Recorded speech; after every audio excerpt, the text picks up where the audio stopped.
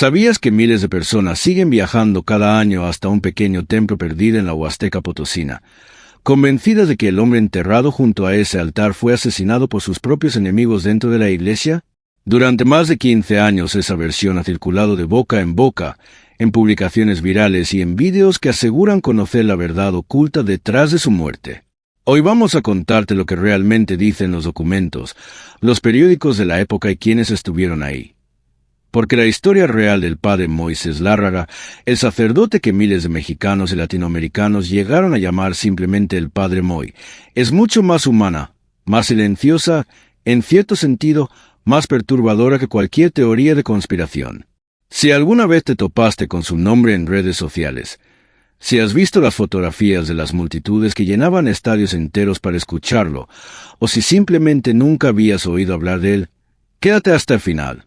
porque vas a entender por qué la leyenda que se construyó alrededor de su muerte terminó siendo más poderosa que los hechos mismos. Y por qué eso debería importarnos a todos, creamos o no en lo que él representaba. Suscríbete a este canal y activa la campanita antes de seguir, porque en las próximas semanas vamos a documentar otros casos donde el mito terminó devorando la verdad dentro de la historia reciente de la Iglesia, y estas investigaciones no se quedan solo en este video. Lo que está en juego aquí no es únicamente el nombre de un hombre que murió hace más de una década y media. Es la pregunta de qué hacemos, como sociedad y como comunidad de fe, cuando la historia real de alguien resulta menos espectacular que la versión que preferimos creer y que perdemos cuando dejamos que el rumor sustituya al hecho documentado. Antes de continuar, es importante que sepas exactamente qué tipo de vídeo estás a punto de ver, porque no es el tipo de contenido a que quizás estás acostumbrado en este formato. No vamos a presentarte una reconstrucción dramatizada con diálogos inventados ni escenas imaginadas que nadie presenció. Vamos a contarte lo que efectivamente documentan los periódicos locales de la época, las páginas conmemorativas administradas por su propia comunidad y los registros biográficos que sus seguidores más cercanos han preservado durante más de una década y media. Donde la evidencia sea clara, te lo diremos con claridad. Y donde exista una zona de sombra, donde la información disponible no alcance para confirmar algo con certeza, también te lo vamos a decir abiertamente, en lugar de rellenar ese vacío con especulación disfrazada de revelación, como hacen tantos otros vídeos sobre este mismo caso. Esa es, precisamente, la promesa de este vídeo. Al final vas a saber, con la mayor precisión posible, que fue exactamente lo que le pasó al padre Moisés Lárraga, y vas a entender por qué esa verdad, más sencilla y más humana de lo que muchos quisieran, terminó siendo insuficiente para calmar el dolor de una comunidad entera. Vamos a empezar por el principio, por el niño que nadie hubiera imaginado terminaría llenando templos y estadios con miles de personas. El 27 de mayo de 1954, en el pueblo de Tanlajas, en plena zona huasteca de San Luis Potosí, nació Moisés Lárraga Medellín, hijo de Bartolo Lárraga y de María del Socorro Medellín, una pareja de la región que vivía del trabajo de la tierra, como la inmensa mayoría de las familias de aquel rincón del país. Tanlajas, a mediados del siglo pasado, era un pueblo pequeño de calles de tierra y calor húmedo, rodeado de vegetación tropical, donde la vida entera giraba en torno a la milpa, a la pequeña iglesia del pueblo y a los lazos familiares que sostenían a la comunidad. No había asfalto, ni electricidad constante, ni las comodidades que hoy damos por sentadas. Había, en cambio, un ritmo de vida marcado por las estaciones de lluvia y de sequía,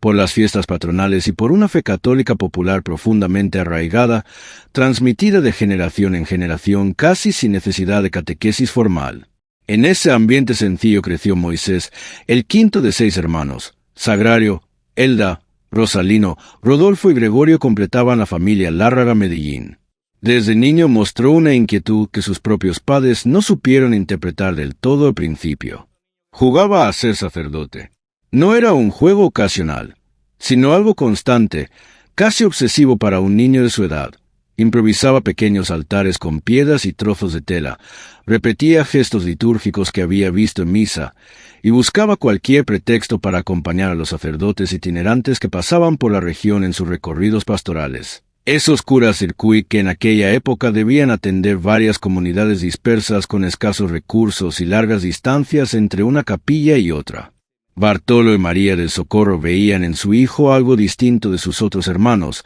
una seriedad prematura frente a lo sagrado que contrastaba con la algarabía normal de un niño de pueblo. Pero esa inquietud infantil, por sí sola, no bastó para trazar una línea recta hacia el altar. Y aquí es donde la historia real empieza a distanciarse del relato simplificado que muchos repiten sin conocerla a fondo, y también donde empieza a resultar más interesante que cualquier versión de leyenda. Moisés entró al seminario por primera vez cuando tenía apenas entre 10 y 12 años, en el seminario de San Luis Potosí, capital del estado. Imagina lo que significaba, para un niño criado en un pueblo pequeño de la Huasteca, ser enviado a una ciudad desconocida, a un edificio de disciplina estricta, lejos de su madre, de sus hermanos, del calor de una casa que un niño de esa edad no está preparado para dejar atrás durante meses. No duró mucho tiempo ahí. Extrañaba demasiado a su familia. Regresó a Tanlajas derrotado, quizás avergonzado frente a los vecinos que ya lo veían como el niño que quería ser padre. Y durante un tiempo la idea de sacerdocio pareció quedar guardada en un cajón, como algo que se había probado y no había funcionado. Pero la inquietud no desapareció del todo, porque volvió a intentarlo unos años después. A los 14 o 15 años ingresó al Seminario Palafoxiano de Puebla, uno de los seminarios más antiguos y de mayor prestigio de todo México, fundado siglos atrás. Y otra vez salió. Esta vez la razón fue distinta y, en cierto sentido, más reveladora de la complejidad humana detrás del futuro sacerdote. Le gustó lo que el mundo le mostró. Un adolescente descubriendo la vida fuera de los muros de un seminario, con todas las tentaciones normales de esa edad, con la curiosidad propia de quien empieza a entender quién es fuera de la mirada protectora de sus padres, decidió que el camino sacerdotal podía esperar, si es que realmente era su camino. Durante años, probablemente nadie en Tanlajas hubiera apostado a que aquel joven inconstante, que había entrado y salido 2 veces del seminario, terminaría convertido en uno de los sacerdotes más conocidos del país. Y sin embargo, algo cambió. La tercera vez que Moisés tocó la puerta de un seminario fue distinta a las 2 anteriores. Ingresó al seminario de Monterrey, y quienes lo conocieron en esa etapa de su vida describieron después lo que él mismo llegó a llamar un llamado fuerte, algo que ya no pudo ignorar ni negociar consigo mismo como en las ocasiones anteriores. El rector de aquel seminario, un sacerdote de nombre Miguel Ángel Alba Díaz, que años más tarde llegaría a ser obispo de La Paz, en Baja California Sur, fue una figura clave en esa etapa de formación definitiva. Bajo su guía y bajo un régimen de estudios exigente, Moisés completó un recorrido académico disperso entre distintas sedes, algo poco común incluso para los estándares de formación sacerdotal de la época. Cursillos en el seminario de Saltillo, en Coahuila, un curso introductorio en Tampico, Tamaulipas, el primer año de teología en el seminario de Santa María de Mundelein, en las afueras de Chicago, Illinois, una experiencia que debió resultarle radicalmente distinta a todo lo que había conocido. Hasta entonces, entre el frío del medio oeste estadounidense y un idioma que no era el suyo, y finalmente estudios en la Universidad Pontificia de México, una institución con raíces que se remontan a los tiempos posteriores a la independencia del país. Este recorrido disperso, entre distintos estados y hasta entre países, revela algo que pocas veces se menciona cuando se cuenta esta historia de forma apresurada. La formación de Moisés Lárraga no fue la de un joven privilegiado que avanzó sin tropiezos por el sistema eclesiástico, con un camino trazado desde la infancia. Fue la de alguien que abandonó 2 veces el intento, que dudó, que regresó a su pueblo con las manos vacías en más de una ocasión, y que finalmente, en un tercer intento, encontró la determinación que le había faltado antes. El 31 de mayo de 1986, en su propio pueblo de Tanlajas, frente a los mismos vecinos que lo habían visto salir y volver del seminario 2 veces, Moisés Lárraga fue ordenado sacerdote por el obispo Juvencio González Álvarez. Tenía 32 años, una edad considerablemente mayor que la de muchos de sus compañeros de generación, precisamente por ese camino accidentado que había recorrido antes de encontrar su lugar definitivo. Cuentan quienes estuvieron presentes que aquel día el pueblo entero se volcó a la pequeña iglesia local, y que hubo lágrimas entre los vecinos mayores que recordaban al niño que jugaba a decir misa con piedras y trapos años atrás. Al día siguiente celebró su primera misa solemne, su primera cantamisa, como se le llama tradicionalmente en México a esa celebración inaugural, frente a la comunidad que lo había visto nacer y crecer. Y apenas 2 días después, el 2 de junio, recibió un nombramiento que sorprendería a cualquiera que esperara para un inicio gradual y modesto dentro de la vida sacerdotal. Fue designado rector del Seminario Diocesano de Ciudad Valles. Durante los siguientes 10 años, Moisés estuvo al frente de la formación de nuevas generaciones de sacerdotes para toda la región huasteca potosina. No era un cargo menor ni ceremonial. Un rector de seminario es responsable de la disciplina, la formación espiritual, académica y humana de decenas de jóvenes que aspiran al sacerdocio y de discernir junto con ellos si realmente tienen vocación para ese camino, algo que el propio Moisés conocía de primera mano, por haber dudado él mismo en más de una ocasión. Bajo su rectoría se ordenaron 29 sacerdotes, una cifra considerable para una diócesis de esas dimensiones geográficas y demográficas, lo que da una idea clara del peso institucional que llegó a tener este hombre que apenas unos años antes había sido, él mismo, un seminarista inconstante que no lograba encontrar su lugar. Sus antiguos alumnos de aquella década, hoy sacerdotes en distintas parroquias de la Huasteca,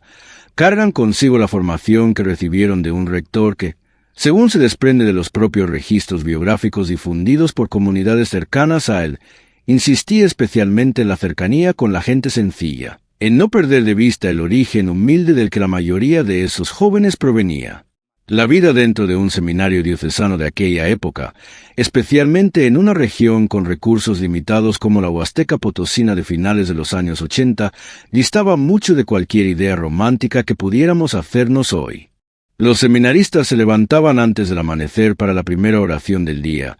Seguían un horario riguroso de clases de filosofía, teología, latín y disciplinas pastorales, y dedicaban buena parte de sus tardes a labores comunitarias que iban desde el mantenimiento del edificio hasta el trabajo directo con las parroquias vecinas, como parte de su formación práctica. Como rector, Moisés Lárraga no solo supervisaba ese régimen de vida, también era responsable de las entrevistas de discernimiento vocacional, esas conversaciones difíciles en las que un formador debe decidir, junto con el propio seminarista, si su llamado es genuino o sí, como le había ocurrido a él mismo 2 veces en su juventud. El camino sacerdotal simplemente no es el correcto para esa persona en ese momento de su vida. Es razonable pensar, aunque no exista una declaración textual suya que lo confirme de manera documentada, que su propia experiencia de duda, abandono y regreso influyó en la manera en que acompañaba a los jóvenes que atravesaban procesos similares bajo su rectoría, ofreciéndoles quizás una paciencia que solo alguien que había vivido ese mismo proceso de ida y vuelta podía ofrecer con autenticidad. Aquí es donde ocurre la primera ruptura de patrón importante en esta historia. La primera pregunta que ni siquiera quienes han investigado su vida con más detalle logran responder con absoluta certeza. Al terminar su periodo como rector, en pleno prestigio dentro de la estructura diocesana, con una década de experiencia formando sacerdotes y una relación consolidada con la jerarquía eclesiástica de la región, Moisés Lárraga no fue enviado a una parroquia importante de alguna cabecera municipal, ni promovido a un cargo administrativo mayor dentro de la curia diocesana, como hubiera sido lo esperable para alguien con su trayectoria. Fue nombrado párroco de Tambaca, una pequeña delegación del municipio de Tamazopo, uno de los rincones más pobres y geográficamente aislados de toda la Huasteca Potosina, una zona de caminos de terracería, calor extremo y escasísimos servicios públicos. El obispo que tomó esa decisión, José Guadalupe Galván Galindo, quien más tarde llegaría a ser obispo de la diócesis de Torreón, envió a Moisés a un pueblo que, según las crónicas de la época recogidas por comunidades religiosas locales, estaba hambriento de conocer a Dios, en el sentido más literal. Comunidades sin atención pastoral regular, sin catequesis sistemática, con distancias enormes entre una capilla y otra. La decisión generó críticas dentro del propio clero de la región. ¿Por qué mandar al rector de un seminario, a un formador con casi 3 décadas de vida religiosa detrás y una trayectoria consolidada, a una parroquia tan modesta, tan alejada de cualquier centro de poder eclesiástico? Moisés respondió a esas críticas, según se recoge en los testimonios difundidos por quienes preservan su memoria, con una frase que sus allegados recordarían después como casi profética. Aquí es donde el Señor me mandó, y aquí quiere estar. Además, Es la parroquia que siempre soñé. Nadie, ni siquiera él mismo, podía imaginar en ese momento lo que ese pueblo pequeño y olvidado estaba a punto de desatar, ni la magnitud de lo que ocurriría en los años siguientes. Si esta historia te está atrapando tanto como a nosotros al investigarla, este es un buen momento para darle like a este video y suscribirte al canal. Porque lo que Moisés descubrió en Tambaca cambió no solo su vida, sino la de miles de personas que jamás imaginaron cruzar su camino, y también sembró, sin que nadie lo supiera entonces, las semillas de la tensión que años más tarde algunos convertirían en leyenda de sangre. Porque hay preguntas que esta historia todavía no ha respondido del todo, preguntas que vamos a ir resolviendo poco a poco a lo largo de este video. ¿Qué encontró exactamente Moisés en ese pueblo pobre que no había encontrado en una década como rector de seminario? ¿Por qué su llegada a Tambaca coincidió con la manifestación de algo que él mismo, según se cuenta, describía como un don inesperado y hasta desconcertante? ¿Cómo reaccionó la jerarquía católica, tradicionalmente cautelosa frente a fenómenos de sanación popular masiva, ante lo que estaba a punto de suceder en esa parroquia remota? ¿Qué precio físico y emocional pagó un solo hombre por sostener, año tras año, un fenómeno de esa magnitud? Y sobre todo, ¿por qué, más de 15 años después de su muerte,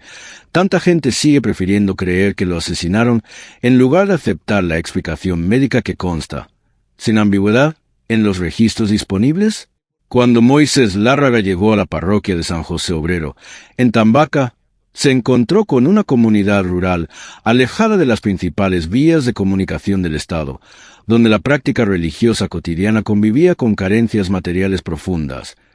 Familias que trabajaban la tierra de sol a sol, niños que en ocasiones no completaban la educación básica, un sistema de salud prácticamente inexistente para emergencias serias, y una devoción popular que, ante la ausencia de otras formas de asistencia, se aferraba a la fe con una intensidad particular. No tardó en integrarse a fondo en la vida de la gente, visitando casas a pie o en los pocos vehículos disponibles, atendiendo enfermos, celebrando misas con la sencillez que lo había caracterizado desde joven, muy lejos todavía de la fama que llegaría después. Durante los primeros meses, según se desprende de los relatos que circulan entre quienes vivieron aquella época, no hubo señal alguna de que algo extraordinario estuviera por ocurrir. Era, simplemente, un párroco nuevo, dedicado, cercano, en un pueblo que necesitaba exactamente ese tipo de atención pastoral.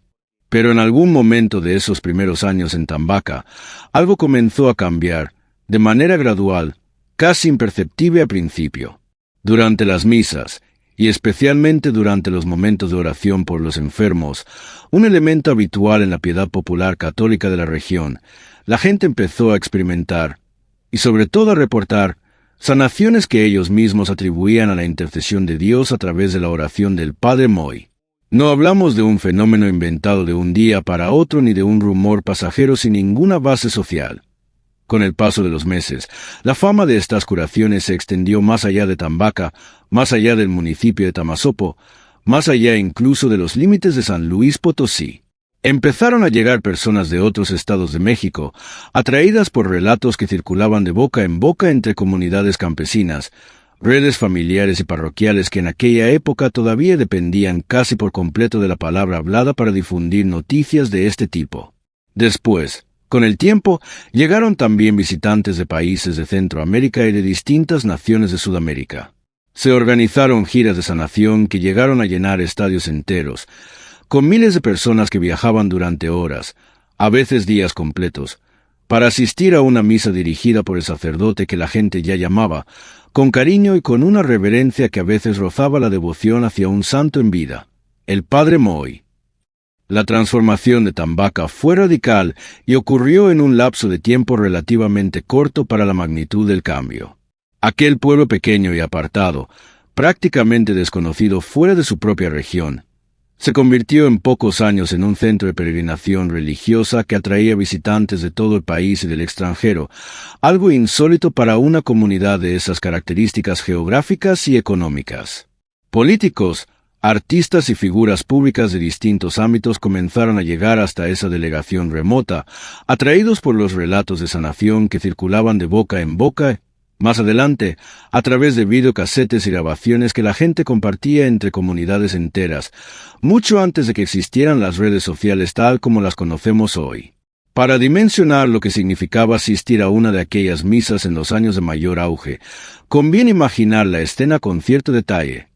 Filas de autobuses foráneos estacionados desde la noche anterior en los alrededores de Tambaca, familias enteras que habían dormido a la intemperie o en vehículos para asegurar un lugar cercano al templo. Vendedores ambulantes que, como ocurre en cualquier centro de peregrinación masiva de México, ofrecían comida, agua, veladoras y estampas religiosas a lo largo del camino de acceso, dentro del templo o en el espacio abierto que se habilitaba cuando la construcción no alcanzaba a contener a la multitud. Miles de personas permanecían de pie durante horas bajo el calor húmedo característico de la región, muchas de ellas cargando fotografías de familiares enfermos que no habían podido viajar, otras sosteniendo objetos personales que después llevarían de regreso como si hubieran sido bendecidos por cercanía. El padre Moy, según describen quienes vivieron aquellas jornadas, dedicaba tiempo, al final de cada celebración, a recorrer entre la gente, deteniéndose ante quienes se lo pedían, orando en voz baja junto a camillas improvisadas, sillas de ruedas y personas que llegaban prácticamente cargadas por sus propios familiares. El propio padre Moy, consciente de que la parroquia original ya no daba abasto para recibir a las multitudes que llegaban cada fin de semana, impulsó la construcción de un nuevo templo, dedicado al Señor de la Misericordia, diseñado específicamente para albergar las misas de sanación que se habían convertido en el corazón absoluto de su ministerio. Ese templo, el que él mismo mandó construir con recursos aportados en gran parte por los propios fieles agradecidos, sería años después el lugar donde reposarían sus restos, en un gesto que sus seguidores interpretarían como un cierre de ciclo cargado de significado. Quienes reconstruyen hoy aquellos primeros años en Tambaca coinciden en que el fenómeno no estalló de un domingo a otro, como a veces se cuenta de forma simplificada. Fue, más bien, un proceso de capas sucesivas. Primero circuló, dentro de la propia delegación, el relato de una o dos personas que aseguraban haber sentido alivio físico después de que el padre Moy orara por ellas al término de una misa. Ese tipo de testimonio, común en la piedad popular católica de comunidades rurales de toda América Latina, habría pasado inadvertido en cualquier otra parroquia. Pero en Tambaca, por razones que ni los propios historiadores de la religiosidad popular terminan de explicar del todo, esos primeros relatos no se diluyeron con el tiempo. Se multiplicaron. De una o dos personas se pasó a decenas, y de decenas a cientos, en cuestión de un par de años. Familias enteras empezaron a organizar viajes desde municipios vecinos solo para asistir a la misa dominical de Tambaca, cargando consigo parientes con padecimientos crónicos, dolores que la medicina local no lograba resolver, o simplemente la esperanza de un consuelo que en aquella región, con acceso limitado a servicios de salud, muchas veces no tenía otro lugar donde buscarse. No existe, y este video no pretende afirmar lo contrario, un registro médico independiente que documente clínicamente cada una de esas sanaciones reportadas. Lo que sí existe, de manera abundante y verificable, es el registro social del fenómeno, la multiplicación sostenida de visitantes, la construcción de un templo nuevo para albergarlos y el reconocimiento, año tras año, de una fama que cruzó fronteras estatales y después internacionales. Este tipo de ministerio no era, con bien decirlo con honestidad, un caso aislado dentro del catolicismo latinoamericano de las últimas décadas del siglo XX y las primeras del XXI. La llamada renovación carismática católica, un movimiento dentro de la propia Iglesia que enfatiza los dones espirituales, la oración de sanación y una vivencia más expresiva de la fe, había crecido de manera notable en México, Brasil, Colombia y otros países de la región desde los años 70, produciendo sacerdotes con un perfil similar al del padre Moy, hombres que, sin abandonar la doctrina católica oficial, desarrollaban ministerios centrados en la oración de sanación y llegaban a congregar multitudes comparables a las de artistas populares. En Brasil, por ejemplo, sacerdotes como el padre Marcelo Rossi alcanzaron una notoriedad mediática y una capacidad de convocatoria que en su momento sorprendió incluso a la propia jerarquía eclesiástica brasileña. El caso del padre Moy, sin ser idéntico en escala ni en circunstancias, Se inscribe dentro de esa misma corriente amplia de catolicismo popular carismático que floreció en la región durante ese periodo, lo cual ayuda a entender por qué un fenómeno como el de Tambaca resultaba, dentro de ese contexto, menos anómalo de lo que podría parecer a primera vista, y porque la Iglesia mexicana, en términos generales, desarrolló durante esos años protocolos cada vez más definidos para acompañar, supervisar y en ocasiones frenar este tipo de ministerios cuando se consideraba necesario. Es importante detenerse aquí, con calma, porque este es exactamente el punto donde muchas narrativas sensacionalistas sobre su vida y su muerte empiezan a torcer los hechos disponibles para construir un relato más dramático del que realmente ocurrió. Un relato que se parece más a una película de suspenso que a la crónica documentada de un fenómeno religioso popular. No existe evidencia periodística ni testimonial de que el padre Moy se haya convertido en un crítico frontal de figuras políticas o empresariales poderosas, ni de que sus homilías se centraran en denuncias directas de corrupción con nombres y apellidos, como sugieren algunas versiones que circulan hoy en redes sociales bajo el formato de la verdad oculta. Lo que sí está documentado, de manera consistente en distintas fuentes periodísticas locales y en los testimonios que sus propios seguidores han preservado durante años, es que su ministerio giraba principalmente en torno al don de sanación que la gente le atribuía y a una espiritualidad popular centrada en la oración. La fe y la esperanza de miles de personas que llegaban enfermas, desesperadas o simplemente en busca de consuelo espiritual en un país donde el acceso a la salud, especialmente en zonas rurales como Tambaca, sigue siendo profundamente desigual. Esto no significa, de ninguna manera, que su historia careciera de tensión real. Al contrario,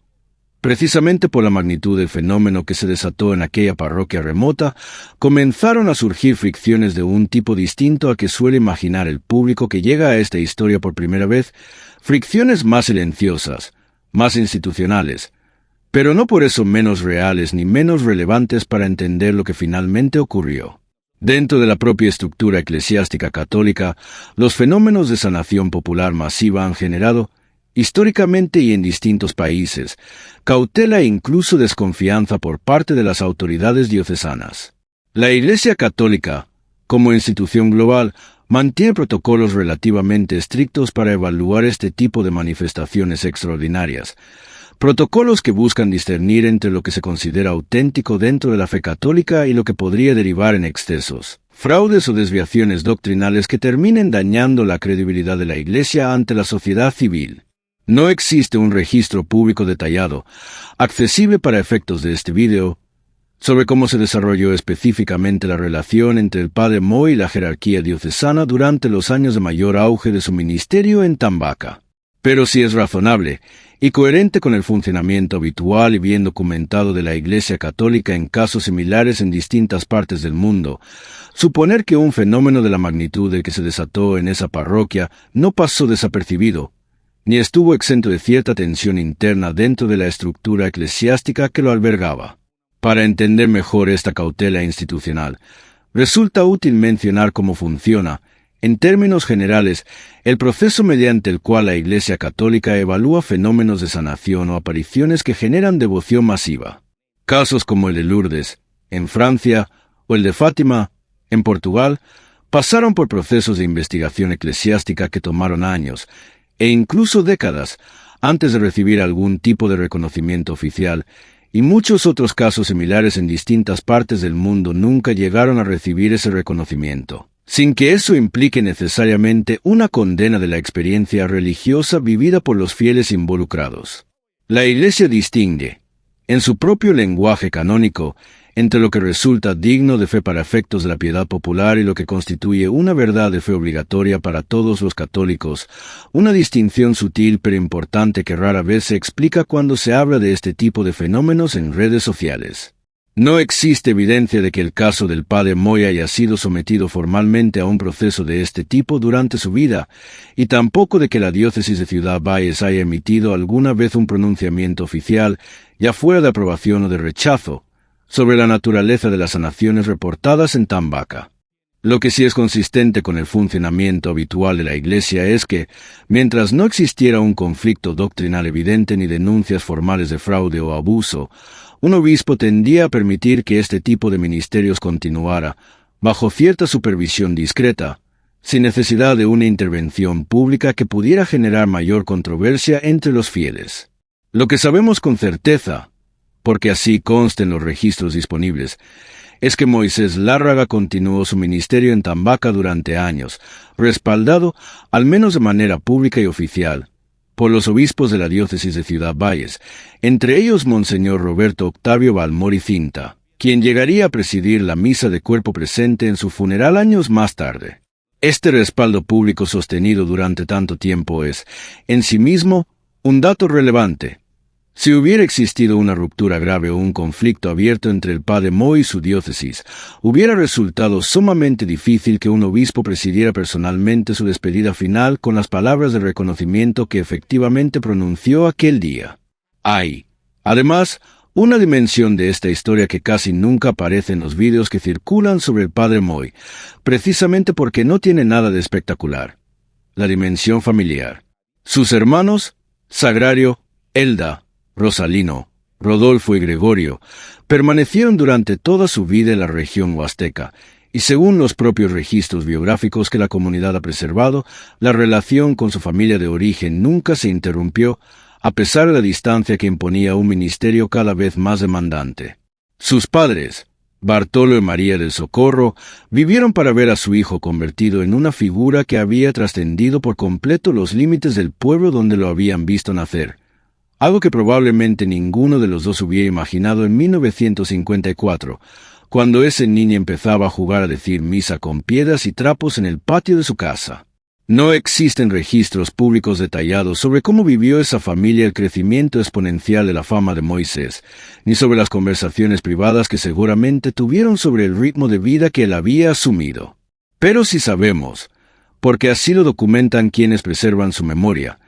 que Moisés Lárraga nunca dejó de identificarse a sí mismo, incluso en el momento de mayor notoriedad pública, como el hijo de campesinos de Tanlajas, y que su discurso pastoral, lejos de alejarse de sus raíces, insistía constantemente en la sencillez y en la cercanía con la gente humilde de la que él mismo provenía. Ese contraste, entre un hombre que llenaba estadios y un hombre que seguía viéndose a sí mismo como el hijo de una familia campesina de la Huasteca, es quizás una de las claves menos exploradas para entender por qué su ministerio generó una conexión tan profunda, duradera con miles de personas. No hablaba desde la distancia de una figura inalcanzable, sino desde una biografía que cualquier campesino de la región podía reconocer como propia. Si quieres que sigamos desenterrando los detalles verificados de esta historia y separando cuidadosamente el mito de los hechos documentados, déjanos tu comentario contándonos qué versión de esta historia habías escuchado antes de encontrar este video, porque estamos seguros de que muchos de ustedes llegaron aquí creyendo algo completamente distinto de lo que están a punto de descubrir en los próximos minutos. Y no te vayas, porque lo que sucedió en los últimos meses de la vida del padre Moy es, paradójicamente, mucho más silencioso, mucho más humano y, nos atrevemos a decir, mucho más devastador que cualquier teoría de conspiración que hayas escuchado antes. Detrás del fenómeno multitudinario que se vivía cada fin de semana en Tambaca había, ante todo, un hombre cuyo cuerpo empezaba a pagar un precio altísimo por sostener, año tras año, una demanda que ningún ser humano está diseñado para sostener indefinidamente. Quienes lo conocieron en esos años de mayor auge describen una agenda de trabajo verdaderamente agotadora, misas de sanación que se extendían durante horas, muchas veces bajo el sol intenso de la Huasteca o en templos abarrotados sin ventilación suficiente para la cantidad de personas presentes, giras a distintas ciudades del país, y en ocasiones a otros países de la región, que implicaban viajes largos, hospedajes improvisados y jornadas que comenzaban antes del amanecer y terminaban ya. Entrada la noche, atención personal, uno por uno, a cientos y a veces miles de fieles que buscaban su bendición, su oración específica por una enfermedad concreta o simplemente un momento de su tiempo, de su atención. Algo que él, según los testimonios que se conservan, nunca se negó a dar, incluso cuando su propio cuerpo empezaba a pedirle descanso. La voz, instrumento central de cualquier sacerdote y absolutamente indispensable para alguien cuyo ministerio dependía de predicar, cantar y orar en voz alta durante celebraciones que congregaban a multitudes de miles de personas sin los sistemas modernos de amplificación de sonido que hoy damos por sentados en cualquier evento masivo. Comenzó a mostrar signos de desgaste progresivo. No es un dato menor ni anecdótico dentro de esta historia. El esfuerzo vocal sostenido durante años, sin el descanso adecuado entre celebraciones, es una de las causas más documentadas médicamente de patologías en las cuerdas vocales entre predicadores religiosos, cantantes profesionales, maestros y oradores de todo tipo. Es un padecimiento tan común dentro de estas profesiones que existe incluso un campo especializado de la otorrinolaringología dedicado específicamente a la voz profesional. Con el tiempo, y aunque no existe un registro médico público detallado sobre el proceso exacto, el padre Moy empezó a experimentar problemas persistentes relacionados con su voz, al punto de que, finalmente, resultó necesaria una intervención médica. No sabemos,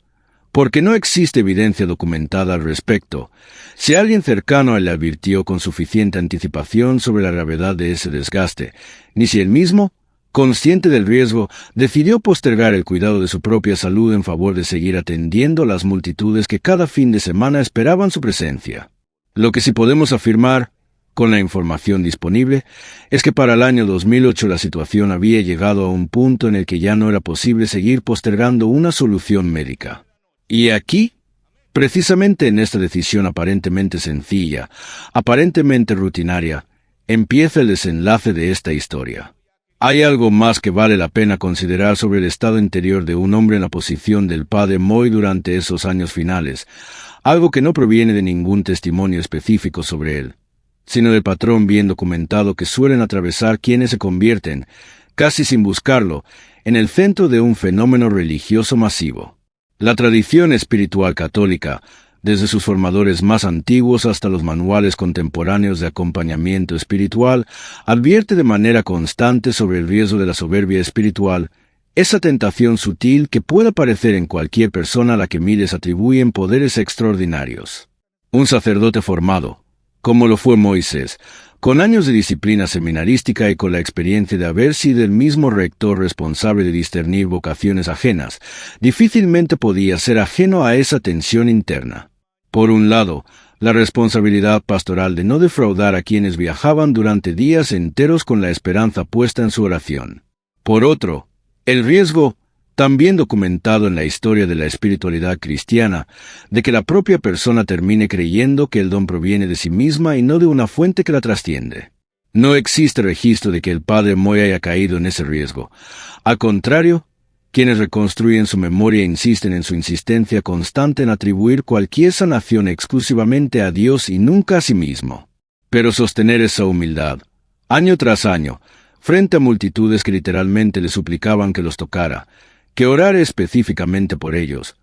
que los mirara aunque fuera un segundo, es en sí mismo un desgaste emocional que rara vez se menciona cuando se cuenta esta historia, y que probablemente pesó tanto como el desgaste físico de su voz. A esto se sumaba, según puede inferirse razonablemente del propio ritmo de vida que llevaba, una tensión adicional y muy concreta, la logística. Organizar misas de sanación que congregaban a miles de personas, muchas veces en pueblos sin infraestructura adecuada para recibir semejante afluencia, implicaba coordinar transporte, seguridad, atención a enfermos que en ocasiones llegaban en estado grave, alojamiento improvisado para peregrinos que viajaban desde lejos, y la administración de recursos que, aunque destinados en su mayoría a la construcción y mantenimiento del templo, requerían de una estructura organizativa que un solo párroco, por más apoyo comunitario que tuviera, difícilmente podía sostener sin un costo personal enorme. El padre Moy no solo predicaba y oraba, también, de manera indirecta, administraba lo que con el tiempo se había convertido en un verdadero polo de peregrinación religiosa con dimensiones económicas y logísticas comparables a las de un santuario de alcance nacional. Antes de llegar a ese momento decisivo, queremos que te detengas un instante a pensar en algo. Durante años, miles de personas vieron en el padre Moy a un hombre casi inagotable, capaz de sostener jornadas que dejaban exhaustos hasta los más jóvenes de su equipo pastoral. capaz de recibir a multitudes semana tras semana sin mostrar signos visibles de cansancio frente a la gente. Pero detrás de esa fortaleza aparente había un cuerpo humano, con límites humanos, que llevaba años acumulando un desgaste que nadie, ni siquiera sus más cercanos colaboradores, terminaba de dimensionar del todo. Si esta reflexión te está resonando, comparte este video con alguien que necesite recordar que incluso las personas que parecen inagotables tienen un límite, y déjanos saber en los comentarios si conocías esta parte menos conocida de su historia. En mayo de 2008, Moisés Lárraga viajó a la Ciudad de México para someterse a una cirugía relacionada con el problema en sus cuerdas vocales que había venido arrastrando. No se trataba, según lo que documentan las fuentes periodísticas locales de la época, de una intervención de alto riesgo ni de una emergencia médica dramática que hubiera generado alarma previa entre sus seguidores. Era, en apariencia, un procedimiento programado, relativamente común para alguien en su situación, destinado a resolver el desgaste acumulado por años de uso intensivo y prácticamente ininterrumpido de la voz. El padre Moy tenía 57 años, según consta en los registros periodísticos de la época, aunque su fecha de nacimiento documentada sugiere en realidad una edad algo menor, entre 53 y 54 años, una discrepancia menor entre fuentes, pero que vale la pena señalar aquí precisamente porque este vídeo se compromete con la exactitud de los datos disponibles, no con la comodidad de repetir una cifra sin verificarla, algo que lamentablemente es común en buena parte del contenido que circula sobre este caso. Piensa por un momento en lo que debió significar ese viaje para un hombre acostumbrado, desde hacía más de 2 décadas, a ser recibido por multitudes en cada pueblo a que llegaba. La Ciudad de México, con sus más de 20 millones de habitantes en su zona metropolitana, con su ritmo indiferente y anónimo, con hospitales acostumbrados a recibir pacientes de todo tipo sin que ninguno de ellos represente.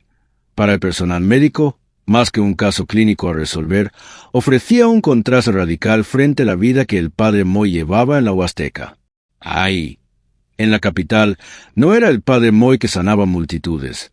Era, simplemente, un paciente de 50 y tantos años que requería una intervención en las cuerdas vocales, un nombre más en la lista de cirugías programadas de aquel día. No existe registro de que haya viajado acompañado por una comitiva numerosa, ni de que se hayan organizado actos públicos alrededor de su visita a la capital. Todo indica, por el contrario, que se trató de un viaje discreto, casi silencioso, muy distinto a la exposición pública constante que marcaba su vida cotidiana en Tambaca. El procedimiento se llevó a cabo en un hospital de la capital del país, lejos de la Huasteca, lejos de las montañas y del calor húmedo de Tambaca, lejos del templo que él mismo había levantado con tanto esfuerzo. Fue durante esa cirugía, mientras se encontraba bajo los efectos de la anestesia, en un quirófano rodeado de personal médico que probablemente no tenía idea de la magnitud del fenómeno religioso que representaba el paciente que tenían frente a ellos, cuando el padre Moy sufrió un paro cardíaco del cual los médicos, a pesar de sus esfuerzos, no lograron reanimarlo. Murió en la mesa de operaciones, sin la posibilidad de una despedida pública, sin el ritual multitudinario que había marcado cada uno de los momentos importantes de su ministerio en los años anteriores. Un hombre acostumbrado a las multitudes murió. En cambio, rodeado únicamente de personal médico, en la soledad más absoluta que puede rodear el final de una vida. La noticia llegó a la Huasteca Potosina como una onda expansiva que nadie estaba preparado para recibir. De un momento a otro, el hombre que parecía tener una energía inagotable, capaz de sostener jornadas de oración que dejaban exhaustos hasta los más jóvenes de su propio equipo pastoral, había muerto en circunstancias que, para miles de sus seguidores, resultaban prácticamente imposibles de aceptar de inmediato. ¿Cómo podía ser que aquel hombre, que según ellos había sanado enfermedades que la medicina convencional no había logrado resolver, hubiera muerto precisamente en una mesa de operaciones, bajo el cuidado de esa misma medicina convencional? La pregunta, aunque comprensible desde el dolor genuino de una comunidad entera, encierra ya la semilla de lo que vendría después. Y aquí, precisamente aquí, es donde nace la leyenda que todavía hoy circula en redes sociales y en vídeos como probablemente alguno que ya viste antes de encontrar este. Porque cuando una figura pública, querida, casi mítica para su comunidad, muere de forma súbita e inesperada, La mente colectiva tiene una tendencia muy documentada, estudiada incluso por historiadores y antropólogos especializados en fenómenos religiosos populares, a rechazar la explicación más sencilla y a buscar, en su lugar, una narrativa que esté a la altura del personaje que esa persona representaba en la vida de sus seguidores. Un hombre que, según la creencia popular, sanaba multitudes a través de la oración, no podía, para muchos, morir simplemente de un paro cardíaco durante una cirugía menor de garganta. Tenía que haber algo más detrás. Envidias dentro de la propia iglesia. Enemigos que temían el alcance de su influencia. Un plan orquestado, silencioso, para silenciarlo definitivamente. Estas teorías comenzaron a circular casi de inmediato, alimentadas por el dolor genuino de una comunidad que se negaba, comprensiblemente, a aceptar que su pastor hubiera muerto por una causa tan ordinaria, tan poco espectacular, como un infarto en un quirófano. No existe, hasta el día de hoy, ninguna evidencia periodística, judicial ni médica, en ninguna de las fuentes consultadas para este vídeo, que respalde la idea de que la muerte del padre Moy fue provocada, orquestada o resultado de algún tipo de violencia intencional. Los registros disponibles, incluyendo la cobertura del periódico local más cercano a Tambaca en los días inmediatamente posteriores a su muerte, son consistentes entre sí y coinciden en un solo relato, sin contradicciones significativas. Cirugía programada de cuerdas vocales, paro cardíaco sobrevenido durante el procedimiento, fallecimiento en el hospital de la Ciudad de México. No hay investigación penal documentada asociada a su muerte. No hay autopsia forense conocida que sugiera intervención de terceros. No hay testimonios judiciales, denuncias formales ni procesos legales que respalden la hipótesis de un homicidio. Lo que sí hay, en abundancia, y esto es importante decirlo con claridad, son testimonios emocionales genuinos, publicaciones en redes sociales, vídeos reeditados y relatos transmitidos de segunda y tercera mano que, con el paso de los años, fueron adornando progresivamente la historia hasta convertirla en algo que se parece mucho más a un guión de suspenso que a la crónica documentada de un hecho médico trágico, mucho más común de lo que quisiéramos admitir dentro de profesiones que exigen un desgaste físico y vocal extremo y sostenido. Esta es, quizás, la revelación más incómoda de todo este vídeo, y por eso le pedimos que te quedes hasta el final. La verdad detrás de la muerte del padre Moisés Lárraga no es una historia de villanos ocultos ni de conspiraciones eclesiásticas tejidas en la sombra. Es la historia de un cuerpo humano que, después de años de entrega absoluta, de jornadas interminables, de una voz exigida hasta el límite domingo tras domingo, temporada tras temporada, simplemente no resistió más. Es una historia de exceso de trabajo, de desgaste físico probablemente minimizado o postergado en nombre de una misión que se sentía,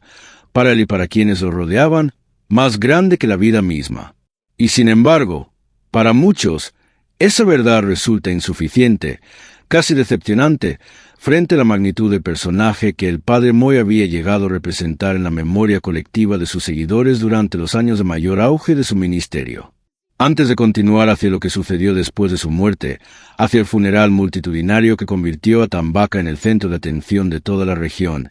y hacia un episodio posterior, ya en años recientes, que demuestra que la historia de esa parroquia todavía no ha terminado de escribirse del todo, queremos pedirte algo concreto. Comparte este vídeo con alguien que conozca esta historia,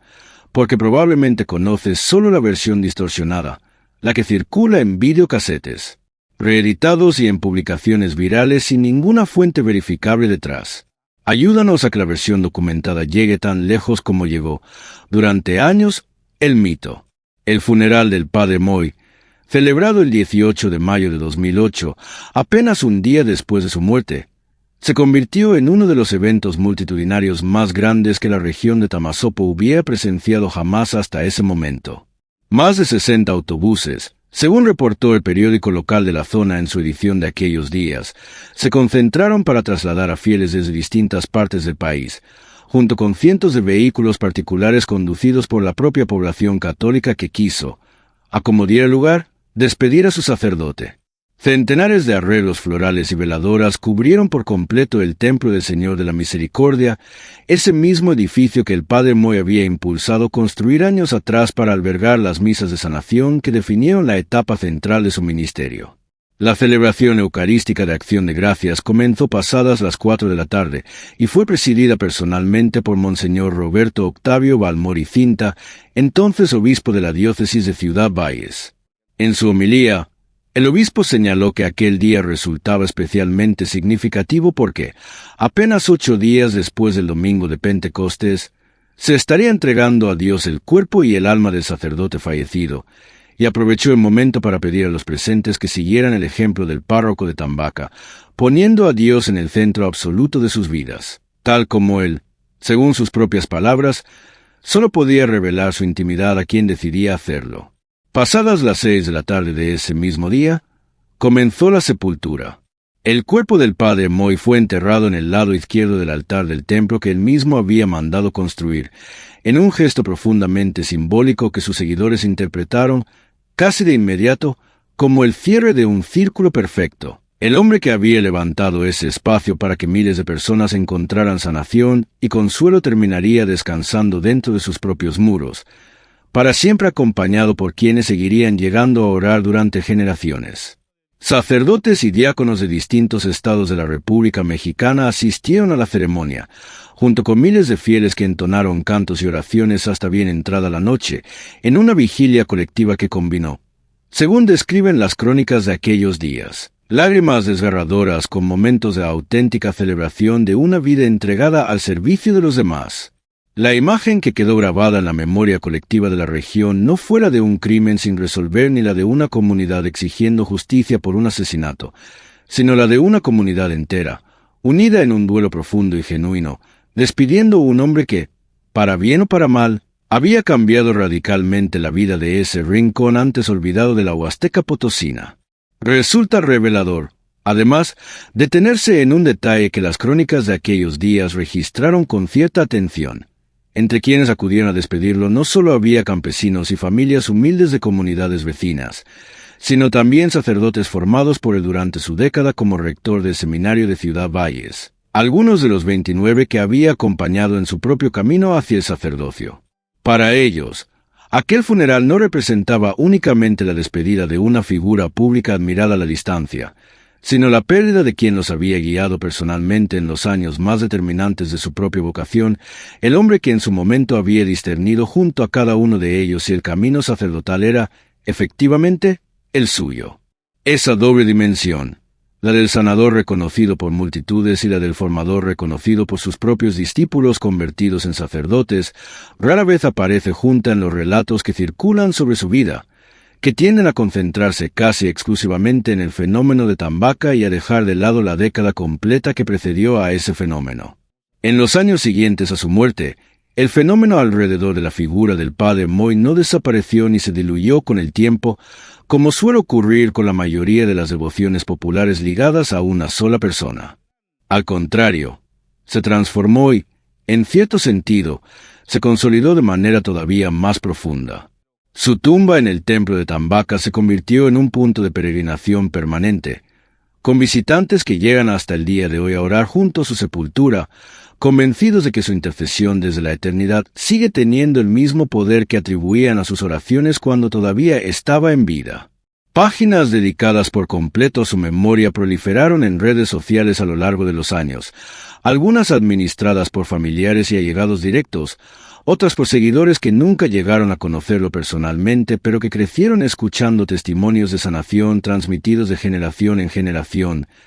dentro de sus propias familias, como quien hereda una devoción junto con los apellidos, grupos de oración organizados en su nombre, transmisiones conmemorativas cada aniversario de su ordenación y de su fallecimiento, y encuentros anuales que todavía hoy congregan a cientos de personas mantienen viva la memoria de un ministerio que, verificablemente, tocó la vida de un número extraordinario de personas, independientemente de cómo cada quien interprete, desde su propia fe o su propio escepticismo, el fenómeno de sanación que él llegó a encarnar durante más de 2 décadas. Con el paso de los años, Ese ejercicio de memoria colectiva adquirió también una dimensión digital que sus propios contemporáneos de los años 80 y 90 difícilmente hubieran podido imaginar. Plataformas como TikTok e Instagram, inexistentes durante la vida del padre Moy, hoy albergan cientos de vídeos cortos que reconstruyen fragmentos de su biografía, algunos con una precisión razonable respecto a los hechos documentados, y otros mezclando, sin ninguna distinción visible para el espectador casual, datos verificables con especulaciones sin sustento, generando exactamente el tipo de confusión que este vídeo ha intentado desenredar. Esa mezcla, tan característica del consumo de contenido religioso en redes sociales contemporáneas, no es exclusiva del caso del padre Moy, pero encuentra en su historia un ejemplo particularmente claro de cómo un ministerio real, documentado y verificable, puede terminar sepultado bajo capas sucesivas de reinterpretación viral que muy pocas veces regresan a las fuentes originales para contrastar lo que efectivamente ocurrió. Pero hay un episodio más reciente, ya en pleno siglo XXI, que merece mencionarse aquí con detalle, porque demuestra algo importante. La historia de la parroquia de Tambaca, incluso años después de la muerte de su fundador espiritual más conocido, sigue generando tensión real, documentada, verificable con nombres y fechas concretas, muy distinta de las teorías de conspiración sin sustento que rodean específicamente la muerte del propio padre Moy en 2008. En enero de 2021, la comunidad católica de la delegación de Tambaca vivió momentos de auténtica consternación colectiva cuando se difundió, a través de las redes sociales oficiales vinculadas a la memoria del padre Moisés Lárraga, la noticia de que un hombre señalado como agresor del sacerdote Miguel Camacho, entonces párroco en funciones del Santuario de la Misericordia de Tambaca, había salido de prisión tras cumplir su condena. Los administradores de aquella página habían alertado apenas un día antes de que la noticia se hiciera pública, pidiendo con urgencia oraciones por la seguridad del padre Camacho ante la inminente liberación de esa persona previamente condenada. Este episodio, verificado por medios locales de la región de Tamazopo en su momento, muestra algo que vale la pena subrayar con claridad. La tensión, el peligro y la vulnerabilidad que a veces rodean a los sacerdotes que heredan ministerios de gran visibilidad pública no son inventos ni exageraciones dramáticas cuando efectivamente ocurren, documentados, con nombres reales y fechas verificables. La comunidad reaccionó a esa noticia de 2021 de una manera que contrasta, de forma reveladora, con la manera en que ha sostenido durante años el mito sobre la muerte del padre Moy. En lugar de especular sin fundamento, los administradores de la página oficial vinculada a su memoria optaron por pedir oraciones concretas, por informar con la mayor precisión posible lo que se sabía en ese momento, y por mantener a la comunidad alerta ante un riesgo real y presente, sin necesidad de dramatizarlos. Hechos más allá de lo que ya de por sí resultaba preocupante. Ese contraste entre el manejo responsable de una amenaza real en 2021 y la propagación descontrolada de un mito sin fundamento sobre un hecho ocurrido en 2008, dice mucho sobre cómo cambia nuestra relación con la información según el contexto emocional en el que la recibimos. Cuando el peligro es inminente y verificable, tendemos a la prudencia. Cuando el dolor ya es antiguo y la persona que lo sufrió ya no puede desmentir ni confirmar nada, la puerta queda abierta para que la imaginación colectiva llene los vacíos que la explicación oficial, por más documentada que esté, no logra satisfacer emocionalmente. Lo que resulta especialmente llamativo, y hasta cierto punto revelador sobre cómo funciona la memoria colectiva y el consumo de contenido religioso en redes sociales, es que este episodio real, con un agresor identificado y un sacerdote vivo bajo riesgo documentado en 2021, generó considerablemente menos atención mediática y viral que las teorías infundadas sobre un asesinato que, según toda la evidencia disponible, nunca ocurrió en 2008. Es una contradicción incómoda, pero necesaria de señalar. Preferimos, como audiencia, las historias que confirman nuestras sospechas sobre conspiraciones ocultas, por encima de las historias verificables que, siendo igual de dramáticas en sus implicaciones humanas, no ofrecen el mismo tipo de satisfacción narrativa que promete descubrir lo que nadie te contó. Si esta contradicción te parece tan inquietante como nos pareció nosotros mientras investigábamos este caso, este es el momento de dejar tu opinión en los comentarios, porque realmente queremos leer qué piensas al respecto. ¿Por qué crees que, como sociedad, Preferimos consumir y compartir teorías de conspiración por encima de hechos verificables, incluso cuando los hechos verificables son igual de importantes y a veces hasta más urgentes de atender, como ocurrió con el riesgo real que enfrentó el padre Miguel Camacho en 2021. Vale la pena, antes de cerrar, poner esta historia en un contexto un poco más amplio, porque el caso del padre Moy no es, lamentablemente, el único en el que la memoria colectiva ha preferido una narrativa de conspiración por encima de una explicación médica documentada. La historia reciente de la Iglesia Católica en América Latina ofrece ejemplos donde ocurrió exactamente lo contrario a lo que sucedió con el padre Moy. Casos donde sí existía evidencia sólida de violencia contra sacerdotes o religiosos, investigada y en ocasiones judicializada durante años, como ha sucedido con distintos casos de sacerdotes asesinados en zonas de conflicto social o de disputa territorial en países como Colombia, Guatemala o el propio México en regiones afectadas por la violencia del crimen organizado. La diferencia entre esos casos, verificados por investigaciones forenses y procesos judiciales documentados, y el caso del padre Moy, donde no existe ningún elemento de esa naturaleza, es precisamente lo que hace tan importante distinguir con cuidado entre una cosa y otra. Cuando mezclamos, en la memoria popular, casos de violencia real y documentada con casos donde la muerte fue estrictamente médica, terminamos por debilitar la credibilidad de las denuncias legítimas que sí merecen investigación y justicia, al diluirlas dentro de un mar de rumores sin fundamento que terminan por parecerse todos entre sí. Quizás la pregunta más honesta que esta historia nos deja no es qué le pasó realmente al padre Moisés Lárraga, porque esa pregunta, con toda la evidencia disponible reunida y contrastada para este vídeo, tiene una respuesta clara, consistente y documentada. Murió de un paro cardíaco durante una cirugía de cuerdas vocales en mayo de 2008, después de años de un ministerio de sanación que lo llevó a predicar, cantar y orar frente a multitudes hasta el límite absoluto de su resistencia física. La pregunta más honesta, la que realmente debería quedarse resonando después de ver este video, es por qué tantas personas, durante más de una década y media, han preferido sostener y seguir difundiendo una versión distinta, más oscura, más conspirativa, sin que exista ninguna evidencia sólida que la sustente frente a los hechos documentados que sí existen y que sí pueden verificarse. Tal vez sea porque aceptar que alguien tan extraordinario, tan capaz de mover multitudes y de generar fe genuina en miles de personas de distintos países, murió por algo tan común, tan poco espectacular,